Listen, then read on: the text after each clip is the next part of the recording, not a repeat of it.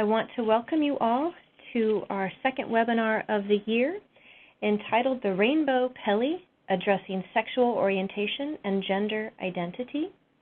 And specifically, we're going to be talking about nursing home residents. We have two fantastic presenters today that I am delighted to share with you. Our first presenter is Rabbi Erica Steelman, who is a staff chaplain at the Abramson Center for Jewish Life. Her education includes A.B. Brown University, a Master of Public Policy with a focus on gender and sexuality from UCLA, a Master of Hebrew Letters and title Rabbi, Reconstructionist Rabbinical College. She directs the Abramson Center's LGBTQ initiative and task force, which she founded in 2014. The task force has identified objectives and goals for institutional change around LGBT inclusion. And we also have our second presenter, Victoria Crombie. Tori is the Director of Recreation at the Abramson Center for Jewish Life. She received her BS and MS in Recreation Therapy from Temple University. Tori has been at the Abramson Center for Jewish Life for 6 years and has been instrumental in the development and testing of the PELI. We are excited to host our colleagues from the Abramson Center for Jewish Life, which has achieved Healthcare Equality Index leader status since 2015, which is a very high esteemed status. All right, so our objectives of our webinar today are to provide an overview of a version of the PELI with response options that are inclusive of the LGBT community. We also want to define new terminology that we're using in our tip sheet, and we want to discuss implementation considerations for providers. Now, where can you find information that we'll be discussing today? On our website. You can go to preferencebasedliving.com, and under the Resources tab, you will find a link to tip sheets, and you'll see tip sheet number 8, which is Sexual Orientation and Gender Identity, is what we'll be covering today. In addition, if you're interested in implementing the Rainbow PELI, the questionnaire is located under our PELI Tools tab. Now, during the webinar, if you have any questions, and we hope you do, please enter your questions into the chat box, and I will be able to see them. And it's located down at the bottom of your screen. So if you enter your question here, I will be able to see it, and I will be able to ask it of our presenters during our time together. So we do a quarterly webinar series to disseminate findings from our research and collaborations with our stakeholders. You can find all of our previous webinars on our website.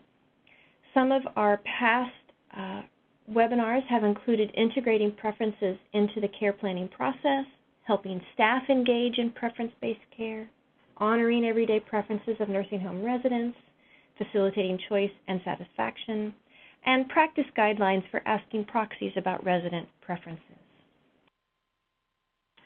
The advice that we provide today are recommendations based on our experience and expertise of over 15 years of development, testing, and implementation of the PELI in various organizations. We seek to assist providers in practicing preference-based, person-centered care planning through preparing for care planning meetings, developing care plans that build dignity, pride, and success, and staying alert to changes in preferences. In terms of the inclusive preferences we'll be talking about today, a culturally competent provider seeks to be sensitive to all members of the community. It is important to raise awareness and educate staff about the needs of LGBT people who may be living and working in your community. We encourage you to convey that the care team and providers recognizes and affirms the existence of LGBT individuals and family members. The Rainbow PELI incorporates options that provide opportunities for individuals to self-disclose their sexual orientation and or gender identity. And so at this point, I'd like it to turn it over to our presenters, Rabbi Erica and Tori.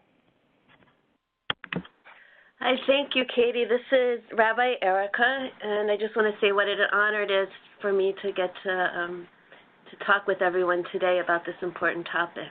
So I'd like to begin with the question, what are the components of a therapeutic relationship between a healthcare provider and a client, an individual that they are serving? We're all in the helping professions. Our goal is to promote and maximize healing and well-being and reduce and minimize suffering and pain. And in under a minute, in just a short period of time, a care provider can make progress in establishing a rapport with an individual, can make progress that will lead to a therapeutic relationship, or in a short time period, the care provider can create barriers and do harm to the provider-client relationship. A colleague of mine shared with me an experience she had with a resident during an initial intake. She asked the gentleman, a man in his 80s, whether he had a wife, a husband, a girlfriend, a boyfriend, a partner, a significant other. The man paused, and his face, as she described it to me, lit up. He said, "No one has ever asked me this before. I'm gay." In a short amount of time, all sorts of healing began to take place. In this short time, a therapeutic alliance was established. The nurse communicated her awareness of the existence of LGBT people. She did not assume the sexual orientation of the gentleman before her, and she asked him in an open, non-judgmental way his relationship status. She normalized his experience, his identity. He felt seen, validated, and accepted. Another example of a therapeutic, of a barrier put in place between a care provider and a client was shared with me recently by a friend. She told me that she was going to a new doctor, and in the exam room, the doctor asked her if she had a husband. And she said she presents as rather feminine, and so the doctor assumed the sexual orientation of this woman, and she felt not seen, not validated, not accepted.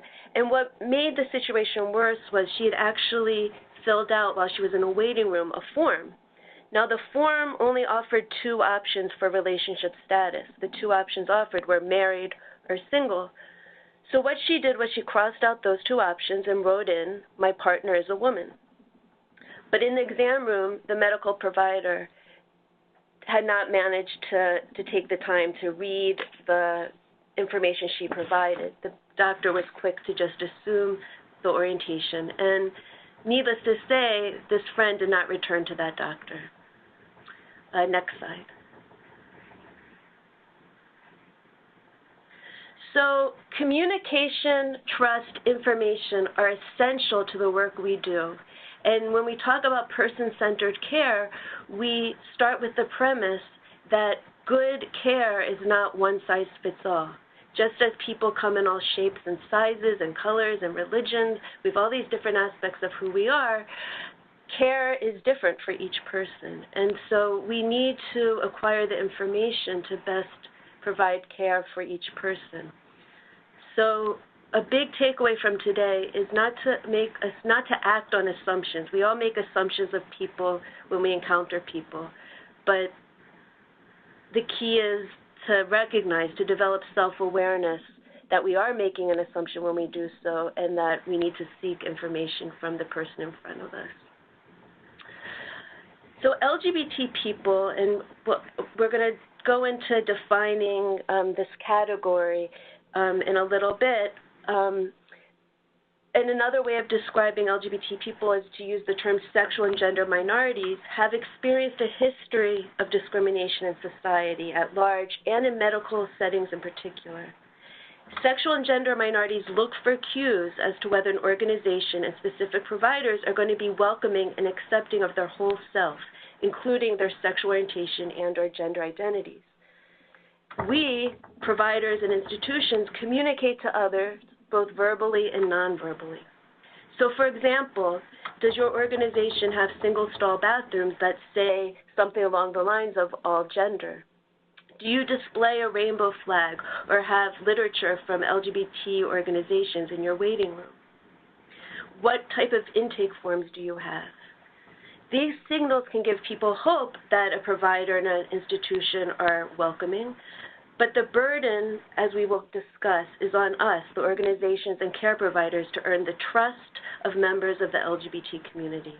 The onus is on us because of the history of discrimination that members of the LGBT community have faced.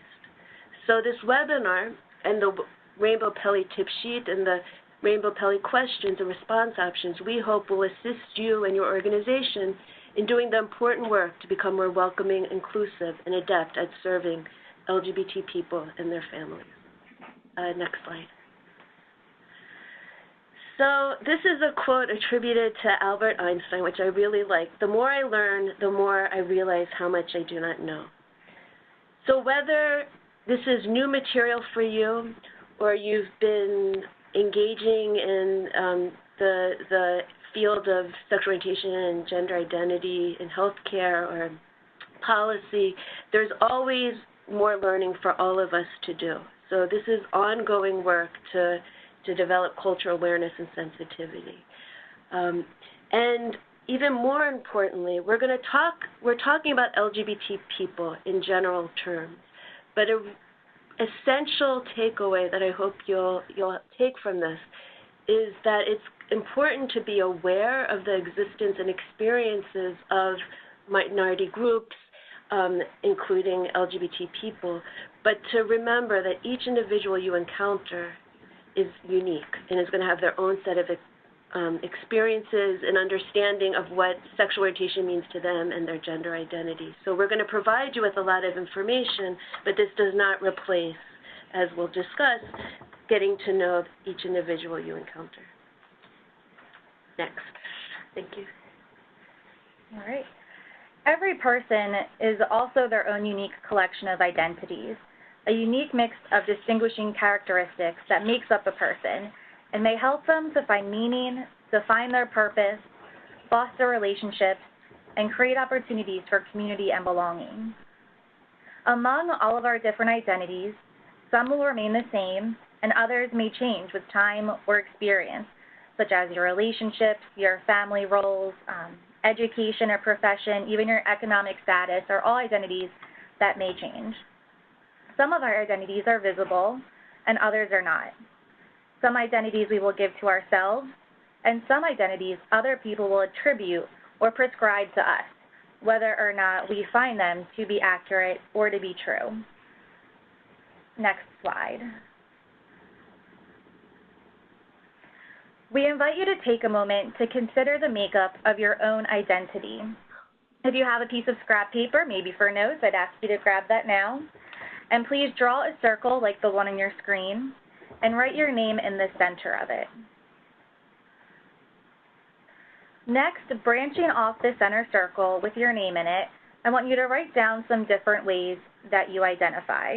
So all different identities that you feel are distinguishing characteristics of yourselves, write them all around your name.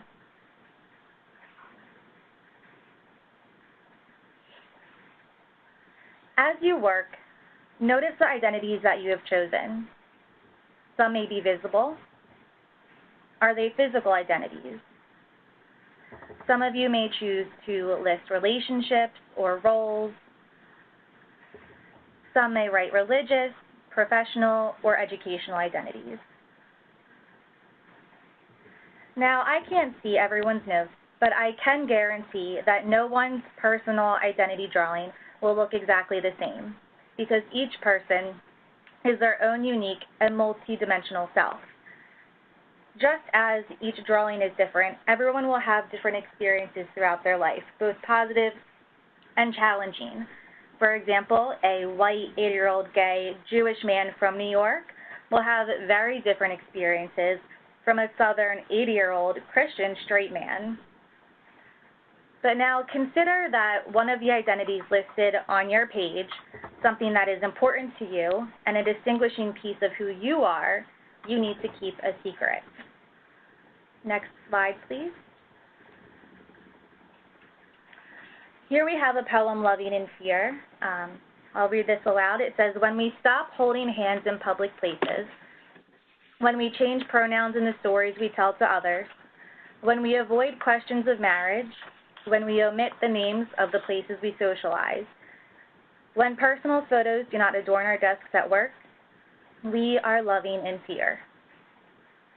Loving and living in fear is an unfortunate reality for many LGBT individuals, and especially LGBT older adults.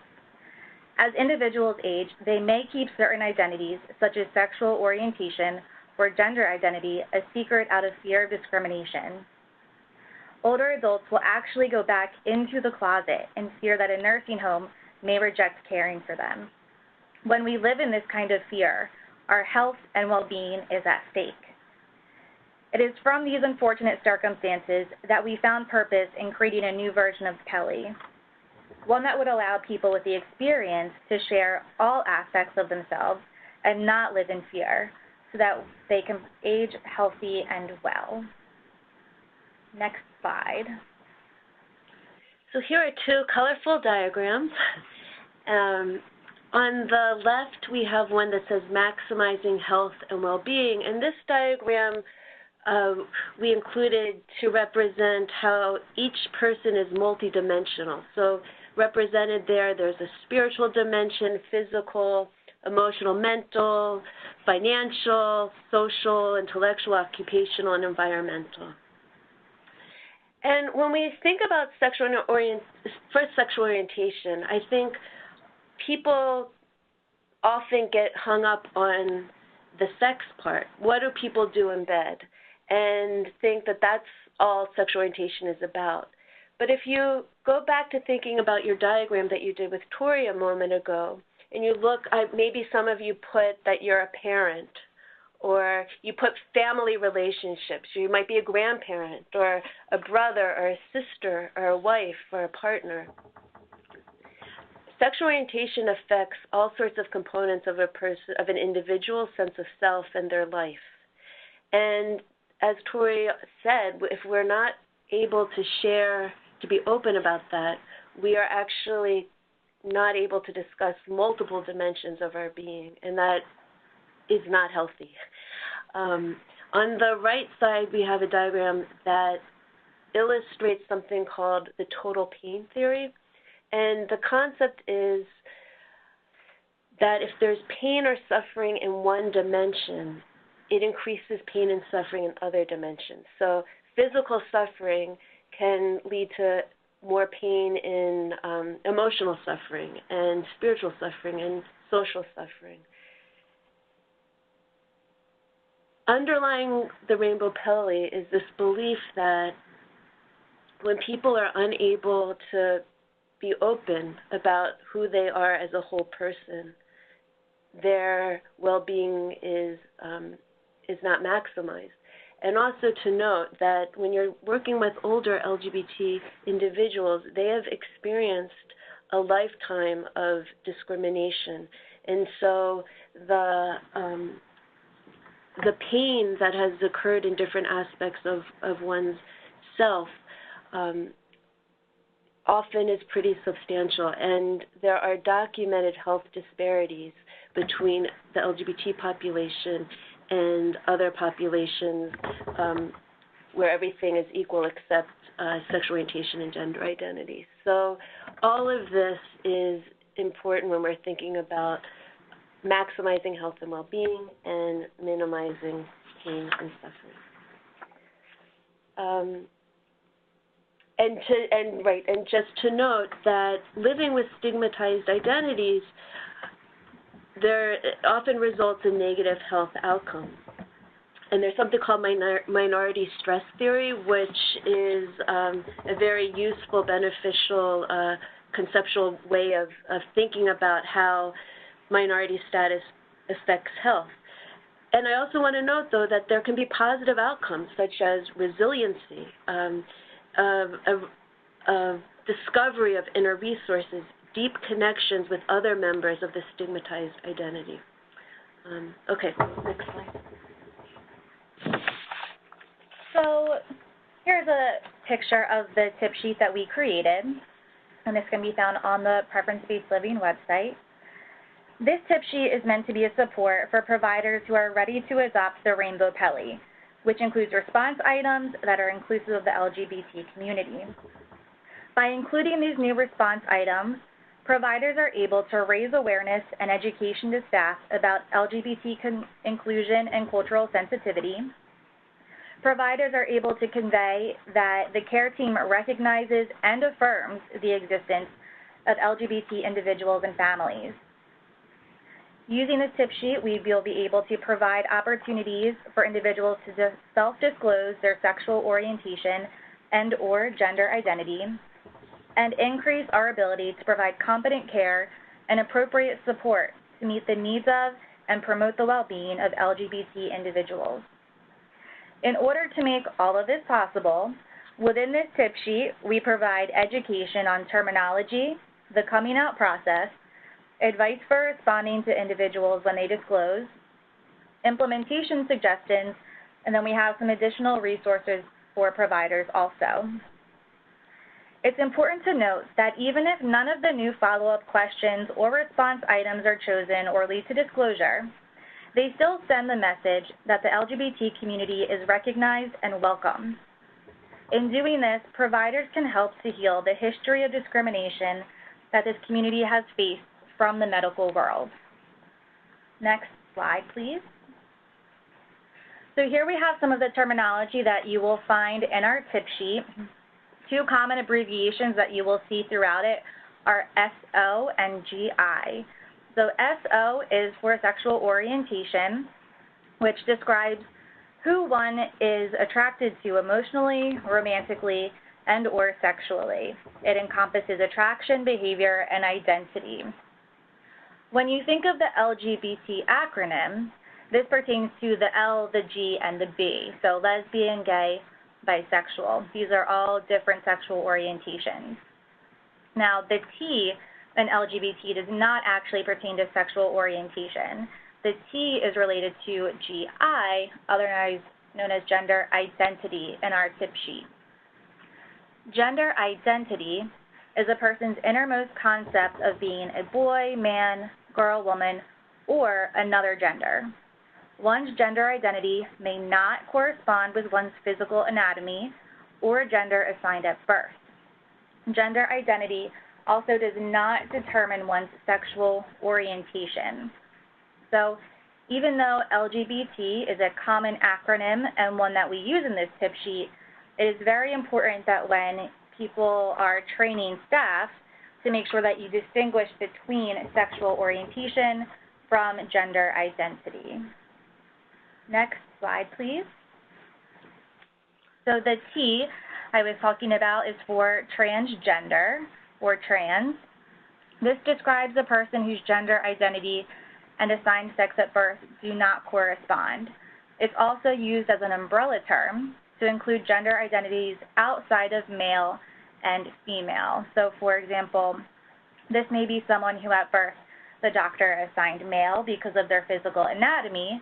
However, the individual self-identifies as a girl or woman.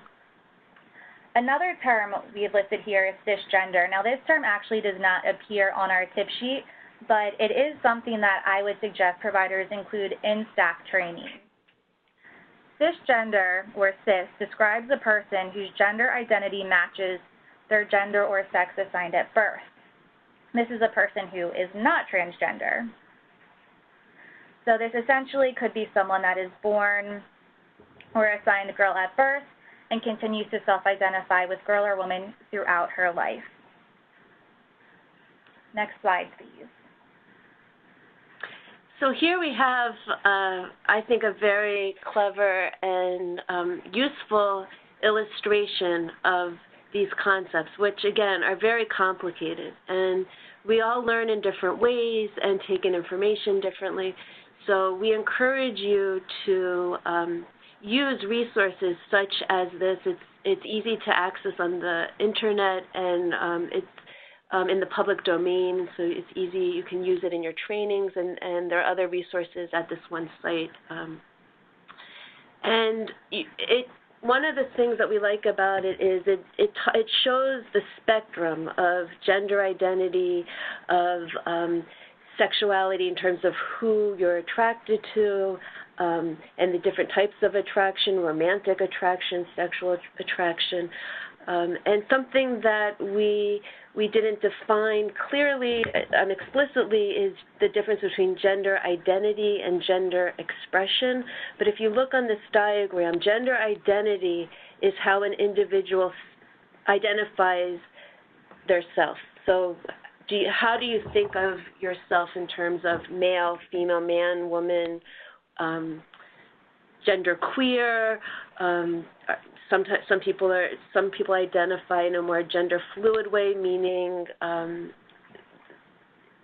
different depending on different situations and different times in their life. They identify with one gender versus another. And gender expression is something external. It's how do we present our gender to the world? How do we dress?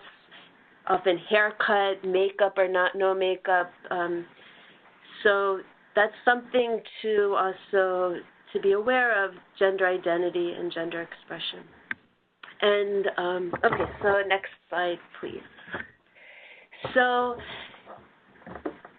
the acronym LGBTQ is often used. LGBT is also used. You may see LGBTQIA with a plus sign. Some people refer to these as the alphabet soup, and each letter stands for a different category. So for what you see here, we have lesbian, gay, bisexual, transgender. The Q can stand for queer. It also can stand for questioning. I can stand for intersex. A for asexual, also ally.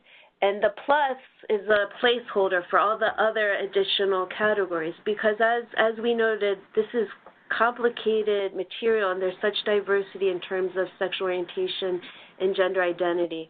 And over time, as we become more aware of the nuances and complexity of sexual orientation and gender identity, new categories get named. And so it's good to know about these different categories, and also to remember that some people don't want to be put in a specific box. They identify as not being heterosexual and not being cisgender, but perhaps don't feel that any of those letters adequately capture who they are. So they might use the word queer or sexual or gender minority. Next slide, please. But it's very important to be sensitive to language and to listen to the labels people use to describe themselves. And when we're talking about an older LGBT population, the acronym LGBT was not used decades ago. And so older adults who we might say are members of the LGBT community, perhaps they identified using a term such as homosexual, which nowadays has a connotation for many that's rather negative, because it was used primarily during a time when there was a lot of prejudice against gay people especially in the medical world and the legal world. So Another important word to be sensitive to is queer, and many young people today use the word queer with pride. It's become a common term to capture the spectrum of being non-heterosexual or non-cisgender. But for older adults, this term carries a history of pain, of suffering, of violence, and maybe some of you listening, when you heard that word, you had a reaction without really necessarily being aware. And so we advise people to be very sensitive with older adults and not use the term queer unless they themselves, the client, the individual, uses that term for themselves and asks you to use that term. queer was often the word that was shouted right before people got beaten up. And young people, many people don't realize just how violent and how harmful that one word historically has been. But as part of training and education, it's important that providers know about this. And this is a very good example of how, with time, things have changed, and how, in terms of cultural sensitivity and awareness, there's a huge gap, if you will, between young people who are coming out as LGBT and the ways in which they identify and interact with the world, and how older people have experienced being a member of the LGBT community. And so cultural sensitivity involves not just learning about LGBT people in general, but really learning about the history and how things have changed over time. Okay, thank you. Next slide. So for providers and new staff that are being trained, navigating all of this different terminology is sensitive, but it can be made easier if providers and staff are familiar with the coming out process. So coming out refers to the act of disclosing or revealing one's own sexual orientation or gender identity, and this includes self-discovery and coming out to oneself. Now, before we get more into coming out, I do want to highlight that this can be contrasted with being outed. When someone is outed, their sexual orientation or gender identity is revealed by someone else. Outing someone, although it could possibly be by accident or without intentional malice, can actually be very detrimental to one's health and emotional well-being. Therefore, providers should respect each individual's right to their own coming out process and absolutely stress confidentiality to their staff. Next slide, please. So getting back to coming out and what providers and staff need to know, we have a few tips here. One is to be open. Be open to learn about each person as a unique individual with a unique life journey. Providers should know that coming out is an ongoing and lifelong process, and it's different for every person.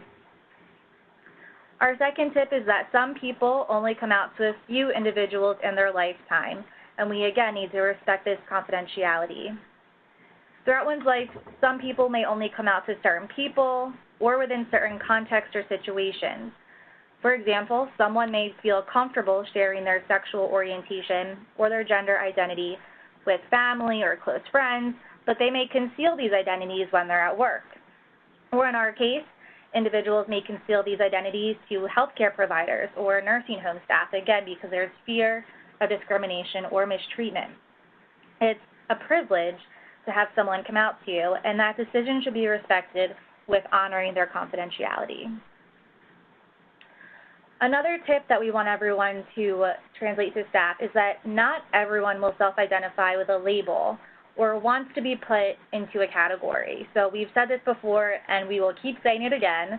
Do not make assumptions about what term or label a person uses to describe their identity. We really want to be conscious to listen to what people are telling us. And we also want to note that during an individual's lifetime, their sexual orientation or gender identity may change. So it's important to be open to ongoing discussion and learning experiences so that we can always best understand where clients are in their life so that we can provide them with the best possible care. Next slide. So I want to share an anecdote that I heard from I think a psychologist. And he shared that he was with a client, a 90-year-old man. And this 90-year-old man had never come out to a care provider before. And the man said, "I'm a member of the family." He didn't use the word gay. He didn't use the word homosexual. But the provider, because of his learning and his training, got the message, got the code. And was able to understand that this man was coming out as gay to him. So people may drop clues, they may test the waters to see if it's safe to come out. And it's good to create the space for people to drop these clues and say these phrases, and for you to hopefully be aware that there are many different ways people can come out. It's not just saying I'm gay or a lesbian or bisexual or transgender. And this is especially the case for older LGBT adults because, as noted, the language has changed. So for many, the way they would identify their sexual orientation would be to say, for example, I'm a friend of Dorothy, or with people they were meeting, oh, I have a roommate. So this is part of the ongoing learning and part of just being culturally insensitive and aware. Next slide, please. So if throughout this PELI interview an individual does decide to disclose, again, that is an absolute privilege, and we want providers to be ready to train their staff in being comfortable with navigating this experience and their response. So a few tips we have is first for the individual that talks in code, as Rabbi Erica said, really listen to the words that they're using, and one line that staff can use in response is to say, I want to make sure I understand you fully. What did you mean by? We want to ask individuals to really explain their code words, again, so we're not assuming or misunderstanding. In doing this, we'll be able to best explain to the care team this individual's perspective. Now, I also want to note that while you're doing this, it is helpful if staff is able to heighten their awareness of their own body language and verbal responses. So if staff responds with shock or question, this may raise flags to an individual. So I would always encourage staff that they remain calm and open to any responses that an individual may provide throughout the interview, and that would really pertain to any question that's asked. The other tip that we'd like to highlight for providers is individuals may choose to disclose, but they may not be ready to share that information with everyone. So anytime someone does disclose, please thank them. We suggest that you follow up with, thank you for sharing. Are you comfortable with me sharing this information with the rest of the care team? This way, we are able to obtain consent from the individual and can move forward properly, either requesting their disclosure or sharing with the care team. Next slide. So we're going to move on to some implementation suggestions that we have for providers that are ready to adopt this version of the PELI.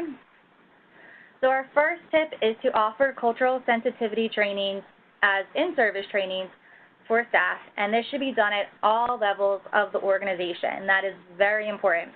We want to include all of the staff from housekeeping and dining to direct care to managers and all the way up to your executive team. For a culture change to be effective, the entire organization needs to be involved. Possible trainings could also include staff orientation, annual in-services, educational discussions, presentations.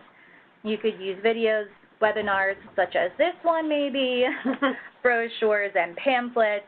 There's a lot of different ways that organizations can create trainings so that they can reach all different levels of staff in their organization.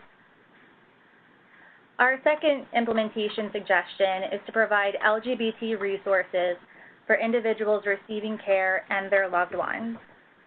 Individual providers do not need to have all of the answers themselves. There are many organizations who are dedicated to supporting the health and well-being of LGBT older adults, and they often provide free resources. So a collection of various resources will be helpful for providers as they assist different individuals in their care. And we will have some examples of resources at the conclusion of this webinar.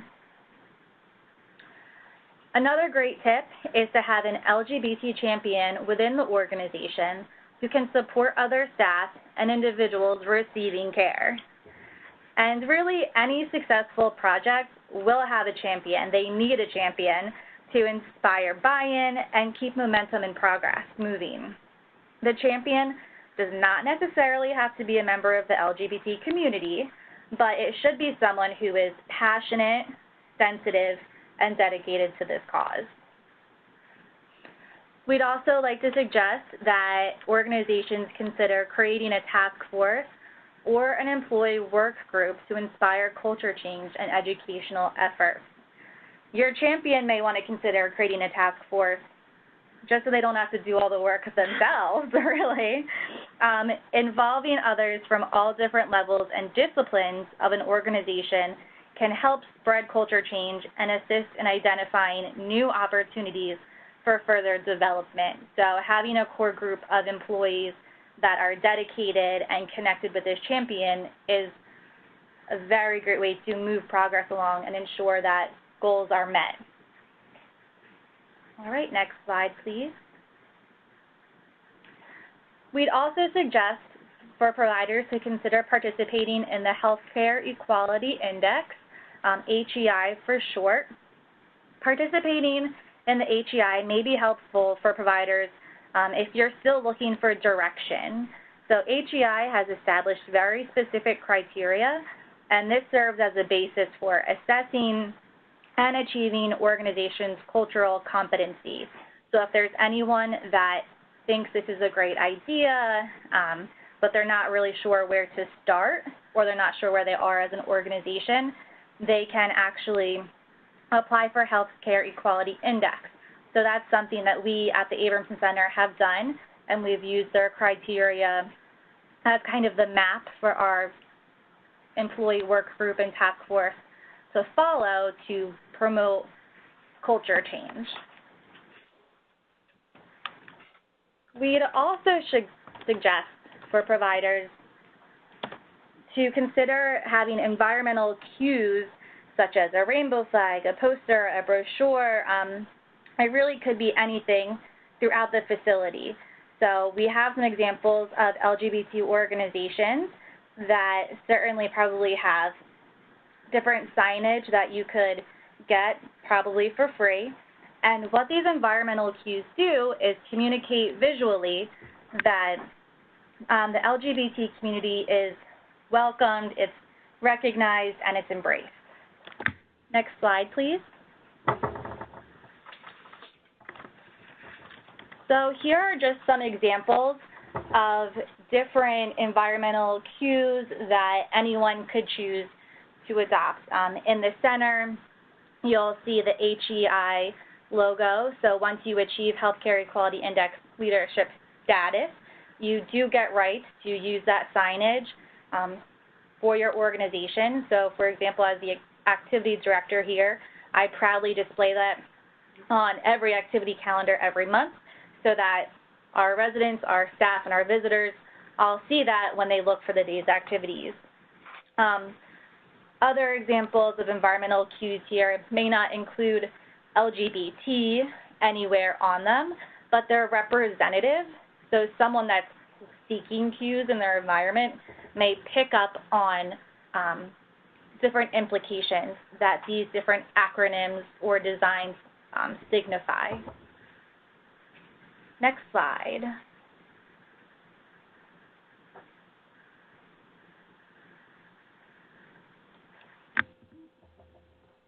Can we go to the next slide, Katie? Thank you. I did go to the next slide. It's showing on my screen. Okay, thank you. We see it. Okay, thanks. So we're coming close to the end and coming full circle to that therapeutic relationship that a lot of this really boils down to communication, to self-awareness, and awareness of how our identities, including our values and our biases, and that we are products of our environment, of our upbringing, of of our different identities, and that ideally the key that the goal is in an encounter with an individual where we're a care provider, we want to be open, we want to be non-judgmental, we want to, with compassion and empathy, engage in establishing a rapport so that together, we, the care provider, and then our client or our resident in the nursing home, the person we are helping, can then open up to us to give us information about who they are so we can provide the most optimal health care. So the PELI, the Rainbow PELI, as we've noted, we see as a tool to help educate staff and healthcare providers, institutions, and to be used to further communication, to get information, so to provide optimal care. Because of the nature of these questions, and because of the hope that people will feel safe and be able to self-disclose as they deem as they're comfortable, we recommend that you choose a safe place, a private space where you and the individual can sit comfortably, not be disrupted, and where someone doesn't have to worry about it, someone else listening in. We want you to be mindful that this may be the first time people are being asked about their sexual orientation and or gender identity, and they may feel very uncomfortable. And you, the provider, it may also be your first time, and you may feel uncomfortable. We're going to talk a little bit about, it goes back to training and sensitivity training. But you can explain to the person who you're asking that you're asking this to everyone. One of the goals is we want to normalize the diversity in sexual orientation and gender identity. Traditionally, people just assume that someone is heterosexual and someone is cisgender and don't bother asking and just work on assumptions. So by asking everyone these questions, we are fighting against the often default of just making assumptions about someone else's sexual orientation, perhaps based on how they're dressed or their gender identity. So we encourage you to include these questions for everyone you ask, not just if you think someone might be gay or transgender, but really to ask everyone. And you can say, we want to assist individuals to thrive and flourish. And so we're asking these questions of everyone. Next slide, please.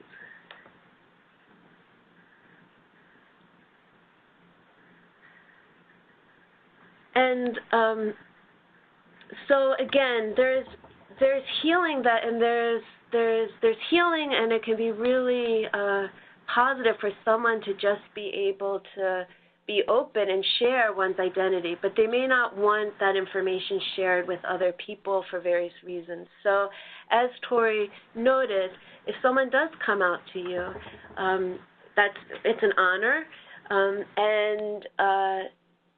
but we should be asking if it's okay to share that information with other members of the care team. And sometimes it takes time for people to feel safe enough to be out with more people. And then it's common for older adults who are LGBT, who've lived their lives primarily in the closet, not to suddenly come out at the age of 90 to people that they're just meeting.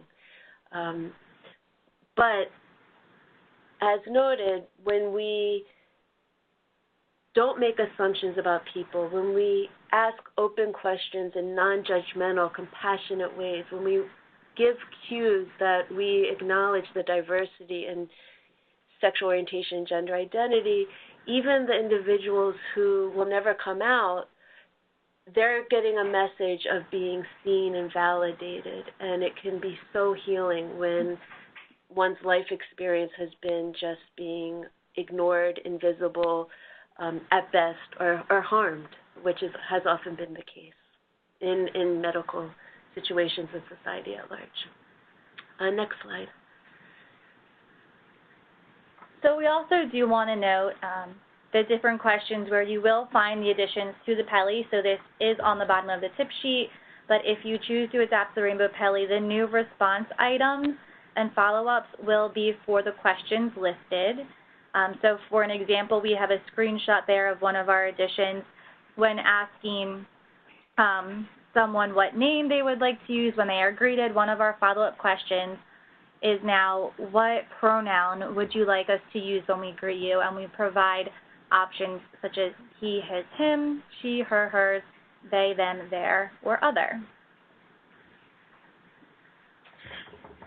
And a note about the pronouns. So, and this is, in terms of gender identity, gender is really something that even within the quote LGBT world, the T, the people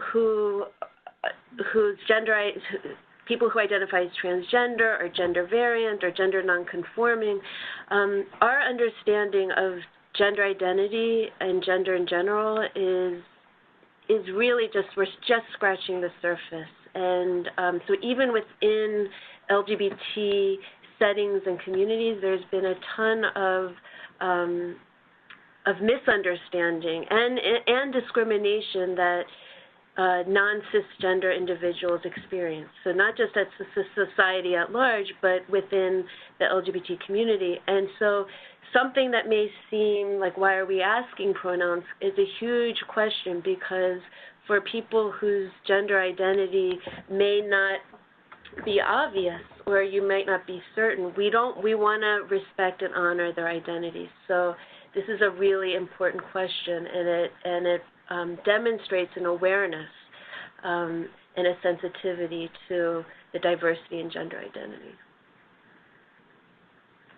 So if you want to move to the next slide, our next few slides are additional resources. So I know that Katie is going to invite everyone to type in questions to the chat box. And if you have questions, this would be a great time to type them in.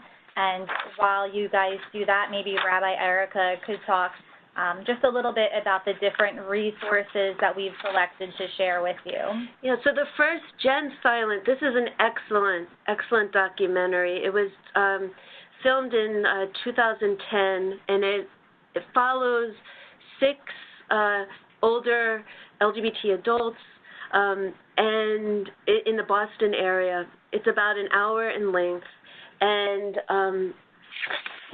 it gives real insight into the struggle of how older adults who are LGBT are going to find appropriate health care. Do they have to go back in the closet if they need to go into a nursing home? And it's really it's a very beautifully made, powerful film that we highly recommend.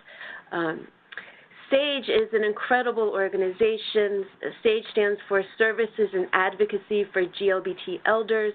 It was founded in 1979, so it's been around for decades. It's America's oldest and largest nonprofit organization, and it's dedicated to improving the lives of lesbian, gay, bisexual, and transgender older adults. And we've really benefited here at the Abramson Center from having SAGE trainers come do trainings in-house. So they're national. You come to your facility. We highly recommend you go to their website and you can reach out to them. Next slide, please.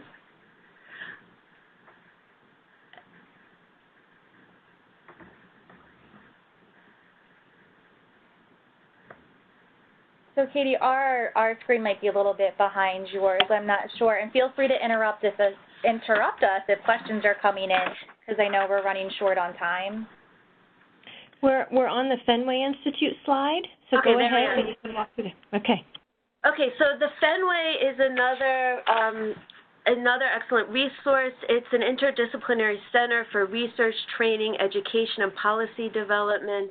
And one of the great things that they do is they have online trainings. And so through our participation in the Healthcare Quality Index, which was created, it's under the Human Rights Campaign. You see their logo. the Fenway Institute offers free online training, so we've benefited greatly from using those trainings for our staff and our facility. And the Human Rights Campaign, also an organization that's been around for decades. It was created in 1980, and 10 years ago they created the Healthcare Equality Index, which is a national benchmark tool. And as Tori noted earlier, when we started the task force, we turned to the Healthcare Equality Index as a blueprint to figure out what we were going to start with. And so we started with our non-discrimination policy for patients and staff. We started with training. We started with equal visitation rights. And that came from the Human Rights Campaign. Next slide, please. And then we have GLMA. It was formerly known as the Gay and Lesbian Medical Association, and as we've talked about, language changes. So to be more inclusive, it's now GLMA, Health Professionals Advancing LGBT Equality. They have resources as well, and they have national meetings where medical professionals get together. Most recently, it was here in Philadelphia, and several Abramson staff employees had the honor to go and attend and learn and connect with members of this organization. And I think, next slide, please. Fantastic. Thank you so much, Rabbi Erica and Tori. This has been an incredibly informative webinar on a topic that does not receive enough attention. And we appreciate you sharing your knowledge with us and breaking down how providers can be inclusive to all members of their community. We did have one comment come in that I'll read. It says, in addition to being careful not to react negatively when a resident discloses, it is possible to overcompensate in trying to prove one's, quote, ally status, end quote. Sticking close to the professional language of the script is probably best. So that's one comment. And so since we're getting close, what I'd like to do is go through just a couple more slides and then give you the sign-out language. And if you do have questions, we'll give you some places where you can email us with follow-up questions as well. So again, the version of the PELI that we're calling the Rainbow PELI, the main part of the question, if you're familiar with the PELI, has not changed. Only the options provided that if a preference is important. It is in its early stages of development, and we welcome feedback from providers who choose to implement it. A couple of upcoming events here in Ohio. Next week, we have a Person-Centered Care Conference that's going to be held on November 9th. It's $150 for 6 CEUs in Columbus, Ohio. Registration is going to close Monday, November 6th at midnight, so please register if you're interested. The Pelican Project seeks to create an opportunity for providers to interact and learn from one another by sharing successes and stumbles. So we are continuing our very successful listening tour and would be honored to visit your organization. We're interested in learning how you've implemented the PELI and the barriers and facilitators you have encountered, and you can see contact information for our project manager, Alex Hepner, on the screen. Our next webinar in the series will be held January 23rd. We are excited to welcome Dr. Maggie Calkins and Jennifer Brush, who will be talking about how to honor an individual preference when the choice involves risk, a very, very timely topic. And again, you can find registration links on our newsletter and on the website, Preference-Based Living.